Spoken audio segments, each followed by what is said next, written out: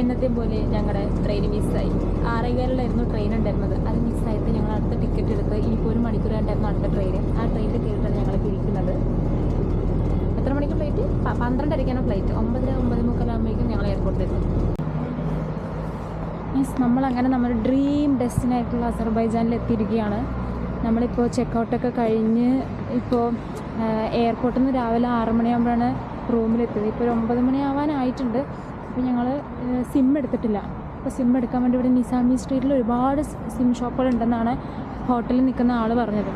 അപ്പോൾ ഇപ്പോൾ സിം തപ്പി നടന്നുകൊണ്ടിരിക്കുകയാണ്. വഴിയൊന്നും അറിയില്ല, കാരണം മാപ്പ് ഇടാനും വഴിയില്ല. മാപ്പ് ഓണാക്കിയിട്ട് വന്നത്, പക്ഷേ ഇടയിലെത്തിയപ്പോൾ മാപ്പ് നിന്നുപോയി. ഇപ്പോൾ ഞാൻ ചോദിച്ച് നടക്കുകയാണ്. ഒരു 19 മിനിറ്റ് ഉണ്ടായിരുന്നു ഹോട്ടലിൽ നിന്ന് ഇറങ്ങിയപ്പോൾ നടക്കാൻ. ഇനിയിപ്പോൾ ഒരു 10 മിനിറ്റ് കൂടി നടന്നു കഴിഞ്ഞാൽ എത്തുമെന്നാണ് വിശ്വാസം. ഞാൻ സത്യം പറഞ്ഞാൽ വിചാരിച്ചത് ഈ ജനുവരി മാസത്തിലൊക്കെ വന്നാൽ ഞാൻ പക്കാ മൂഞ്ചി പോകുന്നതാണ്.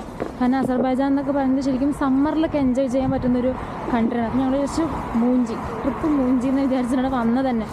പക്ഷേ നല്ല സൺലൈറ്റ് ഉണ്ട്, ഒരു ചെറിയ തണുപ്പുണ്ട്. പക്ഷെ നമുക്കതൊരു തണുപ്പായിട്ട് ഫീൽ ചെയ്യുന്നില്ല. എന്തായാലും ചെറിയൊരു കാറ്റ്. പക്ഷേ UK നിന്ന് വരുന്ന ആൾക്കാർക്കൊക്കെ ഇതൊന്നും ഒരു തണുപ്പായിട്ട് തോന്നുന്നില്ല. സൺലൈറ്റ് ഒരു 7:30 ആകുമ്പോൾ വെളിച്ചം വന്നു തുടങ്ങി. 5:30 വരെ വെളിച്ചം ഉണ്ടാവുമെന്നാണ് വെതർ കാസ്റ്റ് പറയുന്നത്, അറിയില്ല. പക്ഷെ എന്തായാലും നല്ല ക്ലൈമറ്റാണ്. ഇങ്ങനെ നടക്കാൻ തന്നെ നല്ല രസമുണ്ട്.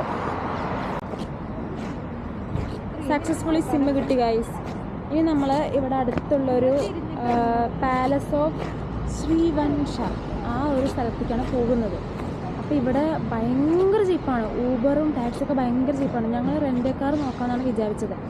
പക്ഷേ റെൻ്റ് കാർ ഭയങ്കര എക്സ്പെൻസീവാണ് പോലും. ലൈക്ക് ബോൾട്ടും ഊബറൊക്കെ ഭയങ്കര ചീപ്പാണ്. അതായത് ഇപ്പോൾ 4,000 3,000ഒക്കെയാണ്. 3 മനാത്തല്ലേ, മനാത്തൊക്കെയാണ് ഒരു സ്ഥലത്തേക്ക് ട്രാവൽ ചെയ്യും. 3 മനാത്ത് എന്ന് പറയുന്ന സമയത്ത് 1.5 പൗണ്ട്, അതായത് നാട്ടിലെ 100 രൂപ 120 രൂപയൊക്കെയാണ് വരുന്നുള്ളൂ. അപ്പോൾ ഞങ്ങളിപ്പോൾ റെൻ്റ് കാർ വേണോ ഒരു ക്വസ്റ്റ്യൻ മാർക്കിലാണ് നിൽക്കുന്നത്. മിക്കവാറും ബോൾട്ട് അല്ലെങ്കിൽ ഊബർ വെച്ചിട്ട് തന്നെയായിരിക്കും മാക്സിമം ട്രാവൽ ചെയ്യുന്നുണ്ട്. കാരണം അതാണ് ഏറ്റവും ചീപ്പായിട്ട് അതാണ് ഉള്ളത്. നമ്മളങ്ങനെ പാലസ് എത്തിയിരിക്കുകയാണ്. ഇവിടെ ഒരാൾക്ക് 15 മനാത്താണ് ടിക്കറ്റ് റേറ്റ് വരുന്നത്.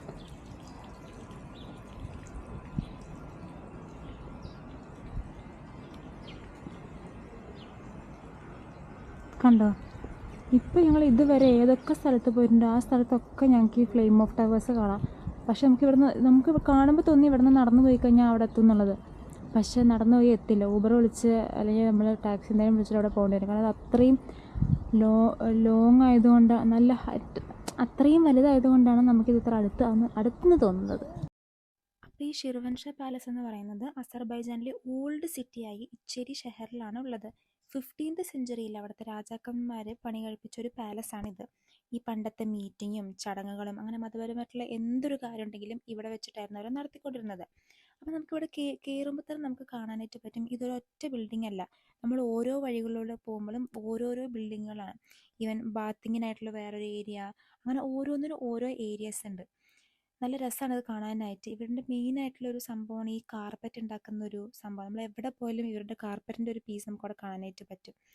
അതേപോലെ ഇവിടുത്തെ രാജാക്കന്മാർ അല്ലെങ്കിൽ രാജകുടുംബത്തിൽ ആരെങ്കിലുമൊക്കെ മരിച്ചു കഴിഞ്ഞാൽ അവരെയൊക്കെ ഈ പാലസിൻ്റെ അണ്ടർഗ്രൗണ്ടിൽ അല്ലെങ്കിൽ ഈ പാലസിൻ്റെ വേറെ ഒരുപാട് സ്ഥലങ്ങളുണ്ട്, അവിടെ ആ ഭാഗങ്ങളിലായിട്ടാണ് ഇവരെയൊക്കെ കുഴിച്ചിട്ടിട്ടുണ്ടായിരുന്നത്.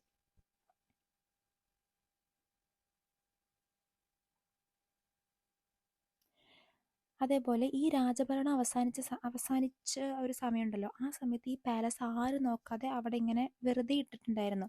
ആ സമയത്താണ് നമുക്ക് കാണുമ്പോൾ തന്നെ അറിയാൻ പറ്റും ഒരുപാട് പൊട്ടിപ്പൊളിഞ്ഞൊരു ഇതാണ്. അതായത് ഒരു ഒട്ടും കെയർ കൊടുക്കാത്തൊരു സമയത്ത് കുറച്ച് കാലം ഇട്ടിട്ടുണ്ടെന്ന് നമുക്കിത് കാണുമ്പോൾ തന്നെ അറിയാനായിട്ട് പറ്റുന്നുണ്ട്.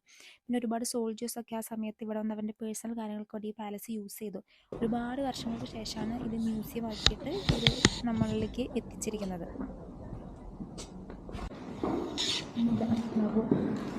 ഇവിടെ ഒന്നുമില്ല ഗൈസ്, പറ്റിച്ചു നമ്മൾ കണ്ടില്ലേ.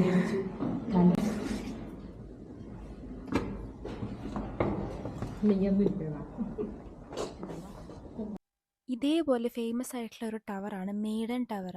നമ്മൾ ഈ കാണുന്ന ടവർ 12th സെഞ്ച്വറിയിൽ അവിടുത്തെ ഈ ഷിർവൻഷ രാജാക്കന്മാരുടെ അണ്ടറിൽ തന്നെ ഉണ്ടാക്കിയൊരു ടവറാണ് ഇത്. ഈ ടവർ എന്തിനാണ് കെട്ടിയത് എന്താണ് ഇതിൻ്റെ യൂസ്, അല്ലെങ്കിൽ എന്തിൻ്റെ പർപ്പസിലാണ് കെട്ടിയതെന്നുള്ളത് ഇന്നും സീക്രട്ടാണ്. അപ്പം നമ്മൾ ഇതിൻ്റെ ഉള്ളിൽ കയറുമ്പോൾ തന്നെ നമുക്ക് ഭയങ്കര സ്പൈറലായിട്ടുള്ള സ്റ്റെയർ കേസസ് ആണ് ഇതിനകത്തുള്ളത്. മൊത്തം 8 നിലകളാണ് ഈ ടവറിലുള്ളത്. അപ്രോക്സിമേറ്റ് ഈ ടവറിൻ്റെ ഹൈറ്റ് എന്ന് പറയുന്നത് 29 മീറ്ററാണ്. അപ്പോൾ പണ്ടത്തെ സ്റ്റോറീസൊക്കെ വെച്ച് നോക്കുന്ന സമയത്ത് ഈ അവിടുത്തെ ഒരു രാജാവിൻ്റെ മകളെ നിർബന്ധിച്ച് കല്യാണം കഴിപ്പിക്കാനായിട്ട് അവർ ശ്രമിച്ചു. അപ്പോൾ അതിൽ നിന്ന് രക്ഷപ്പെടാൻ വേണ്ടിയിട്ട് ഈ ടവറിൻ്റെ ഏറ്റവും മുകളിൽ നിന്ന് ചാടി എന്നൊക്കെയാണ് സ്റ്റോറീസ് ഉള്ളത് കേട്ടോ.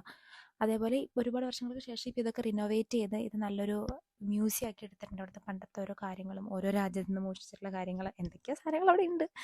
ഓക്കെ, അപ്പോൾ ഇതിൻ്റെ മസ്റ്റ് വ്യൂ എന്ന് പറയുന്നത് ഇതിൻ്റെ ഏറ്റവും മേലത്തെ നിലയിലെത്തുമ്പോഴാണ് നമ്മൾ ശരിക്കും വാവായി പോകും. കാരണം ആ ഒരു എന്താ പറയുക, അവിടുത്തെ ആ കാസ്പിയൻ സീയും ആ ഓൾഡ് സിറ്റി മുഴുവൻ ഇതിൻ്റെ മുകളിൽ നിന്ന് നമുക്ക് കാണാനായിട്ട് പറ്റും. ഞങ്ങൾ ഒരുപാട് ബിൽഡിങ്ങുകൾ ഇവിടെ ഉണ്ട് എന്നുള്ളതും ഈ ബിൽഡിങ്ങുകളൊക്കെ നമ്മൾ പിന്നീട് സ്പോട്ട് ചെയ്ത് അവിടെ പോയതൊക്കെ ഈ ടവറിൻ്റെ മുകളിൽ കയറിയപ്പോഴാണ് ഒരുപാട് ബിൽഡിങ്സ് ഉണ്ട് എന്നുള്ളത് നമ്മൾ തിരിച്ചറിഞ്ഞത് തന്നെ. അപ്പോൾ ഇതാണ് നമ്മുടെ ഡേ 1 വിശേഷങ്ങൾ. ഇനി ഡേ 2 വീഡിയോ ആയി വരുന്നത് വരെ bye bye. Hey everyone, don't forget to subscribe for more. It's your girl here, and see you next time.